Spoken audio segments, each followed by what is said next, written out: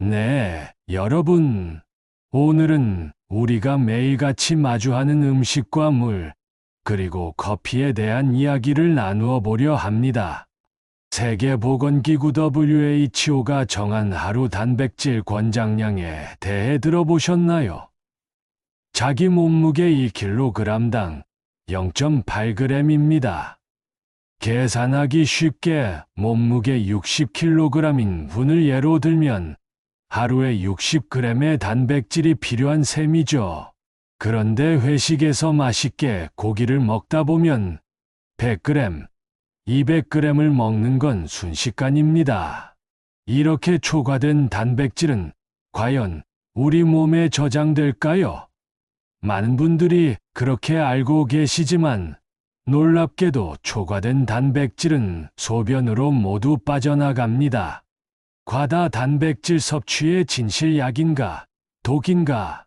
한국 사람들은 유독 고기를 좋아합니다. 회식 자리에서는 고기가 없으면 서운하다는 말이 나올 정도죠. 그런데 이렇게 한꺼번에 많은 양의 고기를 섭취하면 어떤 일이 벌어질까요?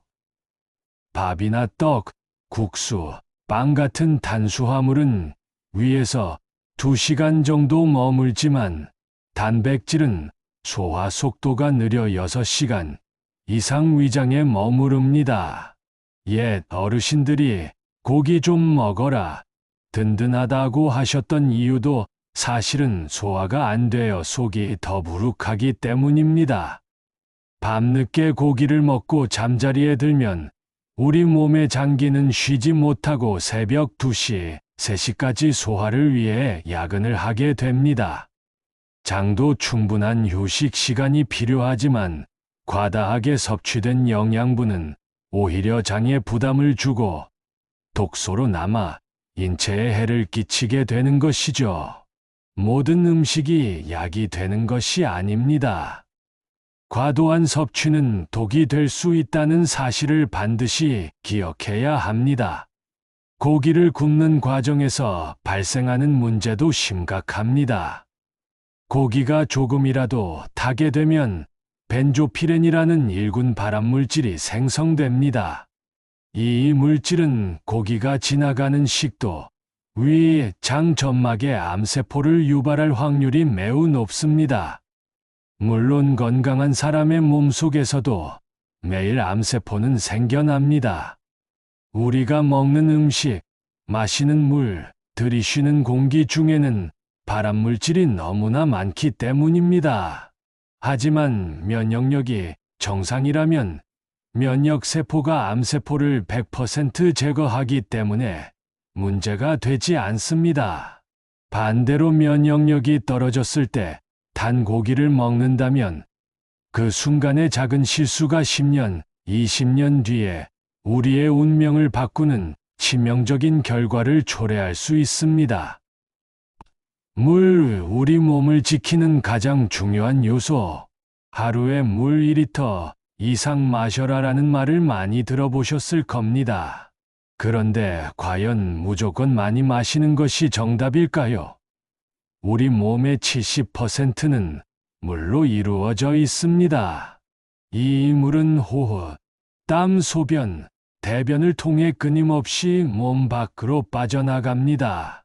빠져나가는 양만큼의 물을 보충해주는 것은 인간이 지켜야 할 가장 기본적인 상식입니다. 만약 수분 보충이 제대로 이루어지지 않으면 혈액이 끈적끈적해져 면역세포가 제 기능을 하지 못하게 됩니다. 혈액순환이 원활하지 못해 몸속 암세포를 제거하는데 어려움을 겪게 되는 것이죠. 하지만 물을 지나치게 많이 마시는 것도 문제가 될 수 있습니다. 마라톤 선수들이 경기 도중 갑자기 심장마비로 쓰러지는 경우가 있는데 이는 저나트륨 혈증에 의한 심장마비인 경우가 많습니다.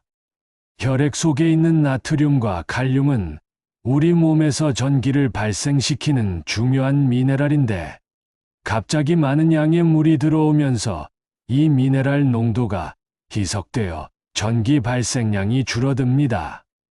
이로 인해 심장에 공급되어야 할 전기가 부족해져 심장마비가 올 수도 있는 것입니다.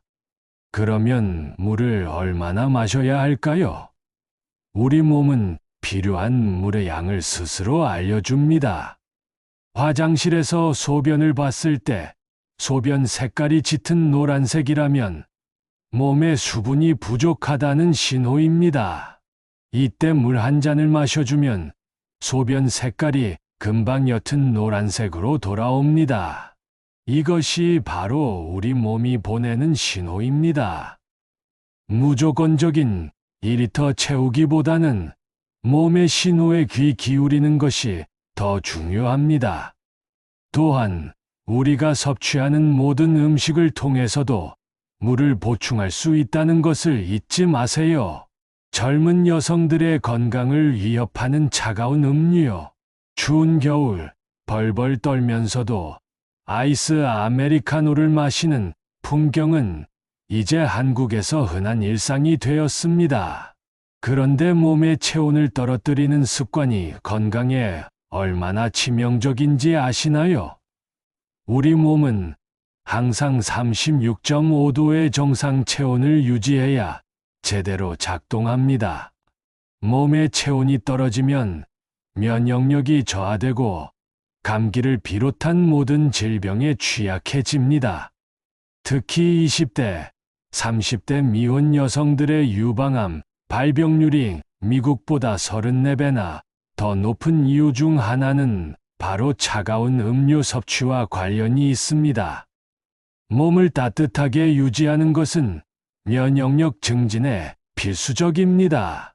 잠시의 시원함 때문에 장기적으로 건강을 해치는 선택을 하고 있는 것입니다. 커피에 숨겨진 비밀 아크릴아마이드. 커피를 볶는 과정에서 아크릴아마이드라는 발암물질이 생성된다는 사실을 아시나요? 이 물질은 커피뿐만 아니라 감자튀김, 시리얼, 과자 등 굽거나 튀기는 과정에서 흔히 발생합니다. 물론 우리가 마시는 모든 커피가 위험한 것은 아닙니다. 하지만 하루에 두세 잔 이상 마시는 습관은 건강에 좋지 않습니다. 커피를 가장 건강하게 마시는 방법은 커피를 10배에서 20배로 희석하여 차처럼 연하게 마시는 것입니다.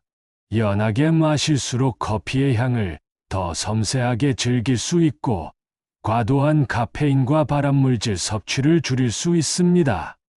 우리는 마시는 것을 보면 눈빛이 바뀌고 건강보다는 맛을 먼저 생각하는 경향이 있습니다. 하지만 과도한 단백질 섭취에 단고기, 차가운 음료, 그리고 과도한 커피 섭취는 우리의 건강을 해치는 독이 될 수 있습니다. 이것은 단순히 제 이야기가 아닙니다. 제가 15년 동안 암 환우들을 대상으로 무료 강의를 하고 있는 이유이기도 합니다. 제 딸아이의 투병 과정을 겪으면서 우리가 얼마나 많은 실수를 하고 살았는지 깨달았기 때문입니다. 여러분, 건강한 삶은 완벽한 식단이나 생활 습관이 아니라 작은 것부터 주의하고 균형을 맞추는 데서 시작됩니다. 우리 모두 조금씩만 신경 쓴다면 훨씬 더 건강하고 활기찬 삶을 누릴 수 있습니다.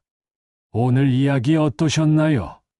여러분은 오늘부터 어떤 습관을 가장 먼저 바꿔보고 싶으신가요?